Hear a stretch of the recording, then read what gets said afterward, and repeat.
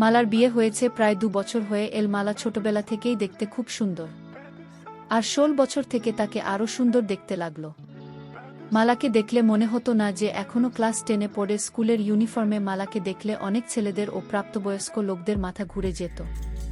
স্কুলে যখন মালা খেলাধুলা করত তখন ছেলেরা তার দিকে তাকিয়ে যেন দেখত। স্কুলের ছেলেদের সঙ্গে সঙ্গে স্কুলের মাস্টাররা মালাকে খুব ভালোবাসত, আর সুযোগ বুঝে একটু আশীর্বাদ করে দিত। মালা নিজেও নিজের সুন্দর রূপের জন্য গর্বিত থাকত।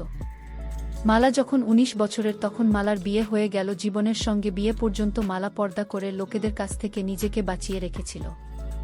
বিয়ের আগে কারো সাথে সম্পর্কে জড়াবে না। বিয়ের পরে মালা তার স্বামীর সাথে খুব খুশি ছিল, কিন্তু সময়ের সাথে সাথে মালার স্বামী মালার সাথে সময় কাটানো কমিয়ে দেয়া, এটা মালার একটুও ভালো লাগত না। প্রায় সময় সে একাকিত্ব অনুভব করে। একবার যখন মালার স্বামী 3 মাসের জন্য অফিসের কাজে বাইরে গেল, তখন মালার দেবর মালার সাথে সময় কাটিয়েছে। একদিন মালার শ্বশুরের বাড়ি থেকে খবর এল যে তার শাশুড়ির খুব শরীর খারাপ হয়েছে। মালার শ্বশুর নিজের গ্রামের জমিদার, আর গ্রামে অনেক ক্ষেতখামার আছে। মালার বর রাজেন অফিস ছুটি না পাওয়ার জন্য গ্রামে যেতে পারল না, আর তার দেওর পড়াশোনার জন্য গ্রামে যেতে পারল না। আর তাই মালা একলা গ্রামে শাশুড়ি সেবা করতে চলে গেল। মালা বিয়ের পরে একবার তার শ্বশুর বাড়ি গিয়েছিল, আর তখন তার শ্বশুর শাশুড়ি খুব আদর যত্ন করেছিল, আর মালাও তাদের খুব সেবা করেছিল। মালা সুন্দর মুখ আর তার হাসি খুশি স্বভাবে তারা খুব খুশি ছিল। মালার শাশুড়ি সব সময় মালার গুণ গান করতেন, আর মালার শ্বশুর তার রূপে গুণে একেবারে মুগ্ধ। কিন্তু এবার মালার শ্বশুর আর শাশুড়ি মালাকে কম করে 2 মাসের জন্য মালাকে পাঠাতে বললেন। 2 মাস থাকতে হবে শ্বশুরবাড়িতে শুনে মালা চমকে গেল, কেননা 2 মাস স্বামী বা দেবর এর সঙ্গ ছাড়া মালার জন্য বেশ মুশকিল কাজ ছিল। গ্রামের বাড়িতে গেলে কারো সাথে সময় কাটাতে পারবে না ভেবে মালার মাথা খারাপ হয়ে যাচ্ছিল, কিন্তু তার কিছু করবার ছিল না। রাজেন এক রবিবারে সকালবেলা মালাকে একলা ট্রেনে বসিয়ে দিল, আর বলে দিল যে গ্রামের স্টেশনে নেমে যেতে। মালা ট্রেনের জন্য আজকে একটা চুড়িদার পায়জামা আর কুর্তা পরেছিল। কর্তাটা ছোট ছিল আর একটু টাইট বিধায় মালাকে একটু অস্বস্তিতে পড়তে হয়েছিল। ট্রেনের সবাই মালার দিকে তাকিয়েছিল। গ্রামের স্টেশন আসাতে মালা ট্রেন থেকে নেমে দেখল যে তাকে নিকে তার শ্বশুর আর শাশুড়ি এসেছেন। মালা শ্বশুরকে দেখে নিজের ওড়না নিয়ে ঘোমটা দিল। ট্রেন থেকে নেমে মালা তার শাশুড়ির কমলাদেবীর পা ছুঁয়ে প্রণাম করল। শ্বশুর দেখতে পেলেন যে বিয়ের পরে মালা আরও সুন্দর হয়ে গেছে। শাশুড়িকে প্রণাম করে মালা তার শ্বশুর অশোক ব্যানার্জিকে প্রণাম করতে গেল, আর সঙ্গে সঙ্গে তার শ্বশুর তাকে আশীর্বাদ করলেন। মালার শাশুড়ি তার বোমাকে কাছে পেয়ে খুব খুশি ছিলেন। স্টেশন থেকে বেরিয়ে বাড়ি যাওয়ার জন্য একটা টাঙ্গা করা হলো। প্রথমে কমলা দেবী টাঙ্গাতে উঠলেন, আর তারপরে অশোক বাবু নিজের পুত্রবধূ কি টাঙ্গাতে উঠতে বললেন। বাড়িতে পৌঁছে কমলা দেবী মালার খুব আদর যত্ন করতে লাগলেন। গ্রামে এসে মালার প্রায় 15 দিন হয়ে গেল। শাশুড়ির শরীর ঠিক না থাকাতে মালা বাড়ির যাবতীয় কাজ নিজের হাতে নিয়ে সময় কাটাতে লাগল। মালা নিজের শ্বশুর আর শাশুড়ির খুব সেবা করে তাদের মন জিতে নিয়েছিল। গ্রামেতে মেয়ে বুড়া শাড়ি পরত, আর তাই দেখে মালাও শুধু শাড়ি পরতে লাগল।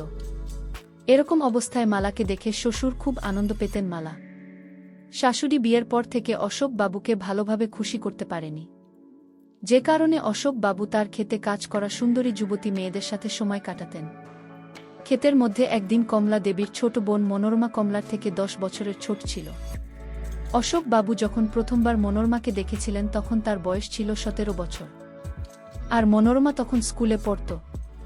মনোরমা গরমের ছুটিতে দিদি জামাইবাবুর বাড়িতে বেড়াতে এসেছিল। অশোকবাবু নিজের ক্ষেতের পাম্প ঘরে মনোরমাকে নিয়ে গিয়েছিলেন একটা বিশেষ কাজের জন্য। সেদিনের পর মনোরমা 7 দিন অবধি ভালো করে হাঁটতে পারেনি।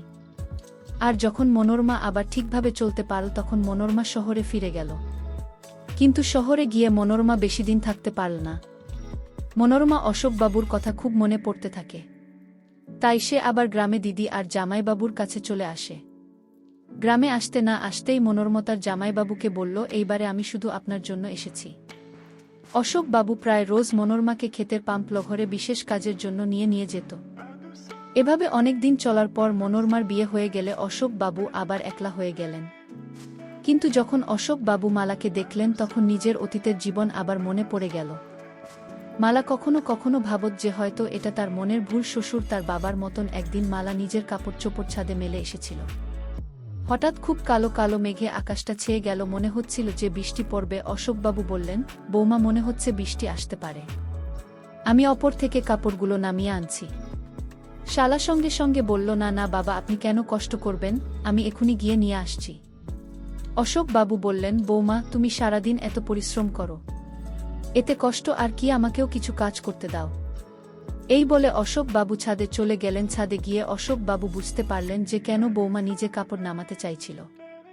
ছাদে গিয়ে দেখে দুইটা ছোট পোশাক দড়িতে ঝুলছে। পোশাক দুইটা অশোকবাবু পর্যবেক্ষণ করে দেখছিলেন বিশেষ কোনো ঘ্রাণ আছে কিনা। এদিকে শ্বশুরের হাতে এসব দেখে মালা লজ্জা পেয়ে গেল। মালা সঙ্গে সঙ্গে ঘোমটা দিয়ে বলল, বাবা, আমি এই জন্য বলছিলাম যে আমি নিয়ে আসছি, আপনি কেন এত মেহনত করলেন? অশোকবাবু সঙ্গে সঙ্গে বললেন, না না, এতে আর কি মেহনত। মালার পুরো মুখটা লাল হয়ে গেল। অশোকবাবু আবার জিজ্ঞেস করলেন, বৌমা, এতে লজ্জা পাবার কি হলো? গ্রামে তো আর মেয়েরা বা বুড়া এসব পড়ে না। যদি তোমার এগুলো পুরনো হয়ে গিয়ে থাকে তো তুমি তোমার শাশুড়িকে বলে শহর থেকে ও নিয়ে নিও। আমি যদি শহরে যাই তাহলে আমি নিয়ে আসব, নাও, এগুলো শুকিয়ে গেছে, রেখে দাও। এই বলে অশোকবাবু হাত বাড়িয়ে মালাকে সেগুলো দিয়ে দিলেন। একদিন কমলাদেবী শহরে কোনো কাজে যাবার ছিল। অশোকবাবু নিজের স্ত্রীকে নিয়ে শহরের দিকে রওনা হলেন। দুজনে সকাল সকাল বাড়ি থেকে স্টেশনের দিকে যেতে লাগলেন।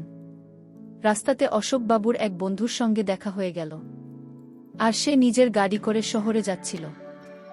অশোকবাবুর বলাতে ওনার বন্ধু কমলা দেবীকে গাড়ি করে শহরে নিয়ে গেলেন। আর অশোকবাবু বাড়ি ফিরে এলেন। বাড়িতে এসে দেখলেন যে দরজাটা ভেতর থেকে বন্ধ আর বাথরুম থেকে জল পড়ার আওয়াজ আসছে। বুঝতে পারলেন যে মালা ভেতরে আছে।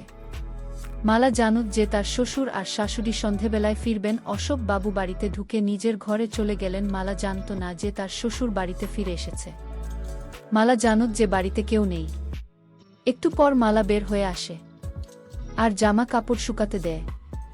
এদিকে অশোকবাবু আড়াল থেকে মালাকে দেখছিলেন আর মনে মনে কি যেন ভাবছিলেন। বন্ধুরা, ইউটিউবের করা নিয়মের কারণে এসব ঘটনা সরাসরি বলা যাচ্ছে না। তোমরা কমেন্টে দেওয়া লিঙ্ক থেকে আমার ওয়েবসাইট ভিজিট করো, সেখানে একদম খোলামেলা গল্প দেওয়া আছে। একদিন মালা খেতে যাবার জন্য শাশুড়িকে বলল, মা, আমি খেতে চাই, যদি তুমি অনুমতি দাও তো আমি খেতে গিয়ে আমাদের আসল দেখে আসি, শহরে তো এইসব দেখা যায় না। কমলা দেবী বললেন, আরে বৌমা, তুমি নিজের খেতে যাবে, এতে অনুমতি নেওয়ার কি দরকার, তোমার বাড়ির ক্ষেত, তুমি যখন ইচ্ছে হবে যাবে। আমি এক্ষুনি তোমার শ্বশুরমশাইকে বলছি যে তোমাকে ক্ষেত দেখিয়ে আনতে। না না মা, বাবাকে বলতে হবে না, আমি একলাই খেতে চলে যেতে পারবো। আরে তাতে কি হয়েছে, তোমার বাবা কয়েকদিন থেকে খেতে যেতে পারেননি, আজ তুমিও ওনার সঙ্গে খেতে ঘুরে এসো। যাও, তুমি জামা কাপড় বদলে এসো। মালা জামা কাপড় ছাড়তে চলে গেল।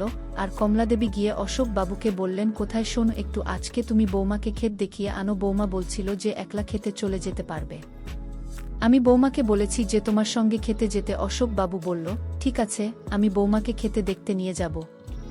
কিন্তু যদি বৌমা একলা চলে যেত তো কি হয়ে যেত, গ্রামে কিসের ভয়? শাশুড়ি বলল, তুমি কি বলছো, বাড়ির বুকে একলা খেতে যেতে বলছো? মালা নিজেকে সামলাতে পারবে না। ততক্ষণে মালা শাড়ি আর ব্লাউজ পরে ঘর থেকে চলে এল। শাড়ি আর ব্লাউজ পরে মালাকে খুব সুন্দর লাগছিল। মালা বলল, বাবা চলুন, আমি রেডি। এরপর শ্বশুর আর বউ দুজনে ক্ষেত দেখতে বাড়ি থেকে বেরিয়ে পড়ল। মালা আগে আগে যাচ্ছিল আর অশোকবাবু পেছন পেছন হাঁটছিলেন। মালা মাথাতে ঘোমটা দিয়ে নিয়েছিল। অশোকবাবু বৌমার হাঁটা দেখে দেখে অনেক কিছু ভাবছিলেন। মালা ভালো করে জানত যে তার শ্বশুরমশাই তাকে অন্য চোখে দেখে, আর এখন ওনার দুইটা চোখ মালার দিকেই আটকে আছে। গ্রামের রাস্তা আস্তে আস্তে শুরু হতে লাগল, আর বৌমা আর শ্বশুর একটা ছোট রাস্তা দিয়ে হাঁটতে লাগলেন। হঠাৎ রাস্তার অন্য দিক থেকে দুইটা গাধা মালার সামনে এসে পড়ল। রাস্তা এত সরু ছিল যে গাধাদের সাইড দিয়ে এগোনো যাবে না, তাই মালা ধীরে গাধাদের পেছন পেছন হাঁটতে লাগল। হঠাৎ মালার চোখ পেছনের গাধাটার উপরে গেল, আর তার দিকে দেখিয়ে অশোকবাবুকে বলল, বাবা দেখুন, এটা আবার কেমন গাধা, এই গাধাটার 5টা পা আছে। বৌমা তুমি কিছু জানো না, একটু ভালো করে দেখো, গাধাটার 5টা পা নেই। মালা আবার ভালো করে দেখল আর একটু অস্বস্তিতে পড়ল, কেননা গাধাটা 5টা পা ছিল না। আর পঞ্চম পাটা হলো গাধার পিচের 2 পায়ের মাঝের জিনিস। মালা বুঝতে পড়ল যে গাধারা কি করতে যাচ্ছে। এবারে মালার ঘাম ছুটতে লাগলো, পেছনে শ্বশুর মশাই চলে আসছেন। মালা আফসোস করতে লাগলো যে কেন সে শ্বশুরমশাইকে কিছু জিজ্ঞেস করতে গেল। মালার ভীষণ লজ্জা পাচ্ছিল। এইভাবে কথা বলতে বলতে বউ আর শ্বশুর খেতে পৌঁছে গেলেন। অশোকবাবু নিজের বৌমাকে পুরো ক্ষেত ঘুরিয়ে ঘুরিয়ে দেখালেন, আর খেতে যেসব মেয়ে বুড়া কাজ করছিল তাদের সঙ্গে আলাপ করিয়ে দিলেন। এত ঘুরে ঘুরে মালা হাঁপিয়ে গিয়েছিল। আর তাই অশোক বাবু একটা আমগাছের নিচে মালাকে বসিয়ে দিলেন আর বললেন, বোমা তুমি তোমার পায়ে তো বাছা হয়েছে, তুমি উই পাম্প ঘরে চলো, সেখানে তেলের বোতল আছে, আমি পা মালিশ করে দিব। মালা বলল, না বাবা, কি বলছেন আপনি, আমার থেকে বয়সে অনেক বড়, আপনি আমার পা মালিশ করবেন, এটা কি করে হয়? অশোক বাবু বললেন, আরে এতে কিছুই হবে না, তুমি আমাদের কত খেয়াল রাখো, আর আমি তোমার জন্য এটুকু করতে পারবো না। এরপর অশোক বাবু মালাকে ধরে পাম ঘরে নিয়ে গেল। এখানে একটা ছোট চৌকি রাখা ছিল। অশোক বাবু মালাকে বসতে বললেন আর মালার পায়ে তেল মালিশ করতে লাগলেন। ধীরে ধীরে বাম ঘরের মধ্যে অনেক কিছু পরিবর্তন হতে শুরু করে। ক্ষেতের মধ্যে গ্রামের যেসব মেয়েরা আর বুড়া কাজ করত তারা দেখল পাম ঘরের ছোনের বেড়া ভূমিকম্পের মতো কাঁপছে, কেমন যেন শব্দ হচ্ছে। ঘণ্টাখানেক সব কিছু স্বাভাবিক হলো আর অশোক বাবু মালাকে নিয়ে বেরোলেন। অশোক বাবুর সেবা যত্নে মালা অনেক খুশি হয়েছে। এরপর থেকে মালা প্রায় সময় আমঘরে যাওয়ার বায়না ধরত।